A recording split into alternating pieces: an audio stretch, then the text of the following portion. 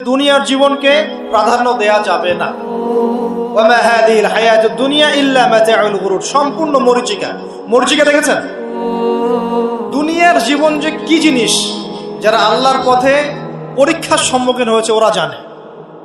মানে কিচ্ছু না, মানে মুহূর্তে আল্লাহ পাক ইহকাল পরকালের ফয়সালা করে ফেলবে। আমরাও বুঝবো, এটা আমরা বুঝবো না এমন নয়। ইয়াং ছেলে রাস্তায় যাচ্ছে, বাইক নিয়ে খুব দাবরানি দিচ্ছে, আছে না? হঠাৎ অ্যাক্সিডেন্ট, ডেড, স্পট ডেড। এটা দুনিয়ার জীবনটা। সারা জীবন দুনিয়ার পিছনে ছুটেছে, শেষ বয়সে হতাশ, কিছুই পেলাম না। পাবে না, কারণ আল্লাহর পথে না চললে শেষ বয়সে গিয়েও কিছু পাবেন না।